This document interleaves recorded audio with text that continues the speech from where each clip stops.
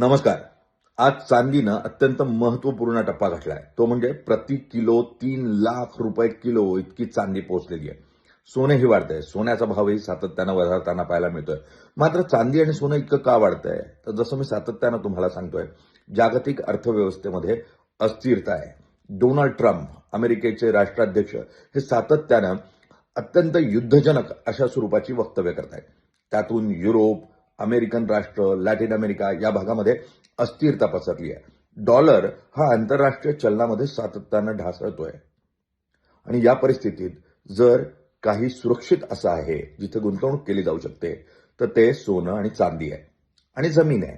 पण जमीन ही जगातली कुठेही विकली जाऊ शकत नाही. त्यामुळे चांदी आणि सोनं ही मोठ्या प्रमाणात मागणीचे धातू झालेले आहेत. दरम्यान मागणी जास्त आहे तर पुरवठा कमी आहे.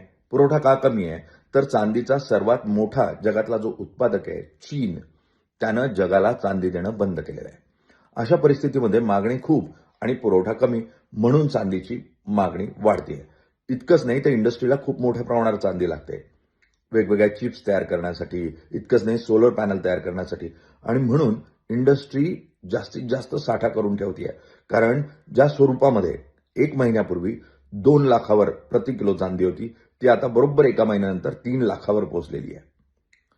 अशा परिस्थितीत इंडस्ट्रीला जो रॉ मटेरियल लागतो, जी मूलभूत धातू लागतात, त्यांच्या किमती वाढल्या तर कंपनी लॉसमध्ये जाते. म्हणून साठवणूक केली जाते आणि मग साठवणूक करायला सुरुवात झाली की भाव वाढत जातात. आता हे स्पष्ट झालं की भाव सातत्यानं वाढत आहे. काही लोक म्हणतात की 6 लाखांपर्यंत पण चांदी जाईल. पण जर तुम्ही साधारण 2 लाख किंवा त्या अगोदर गुंतवणूक केली असेल आणि तुम्हाला चांगला परतावा मिळाला असेल, तर गुंतवणुकीचा काही भाग नफ्याच्या स्वरूपात काढून घ्या. कारण ज्या वेळेला खूप मोठी मागणी वाढत येत जाते, नफा मिळत जातो आणि बाजार खूप वधारत जातो, त्यावेळेला बाजार किंवा एखाद्या वस्तूची किंमत ही खूप मोठ्या प्रमाणावर ढासळण्याचीही शक्यता असते. कारण तिथे सटोरे जे म्हटले जातात किंवा जे सट्टा लावतात, अशी लोक कार्यरत झालेली असतात. म्हणून योग्य वेळेला आपला नफा काढून घ्या, पण गुंतवणूक करत राहा. पण कोणत्याही स्वरूपामध्ये आपण तोट्यात जाणार नाही याची काळजी घ्या. आज ब्लॅक अँड व्हाईटमध्ये इतकंच. पुन्हा भेटू उद्या ब्लॅक अँड व्हाईटसह.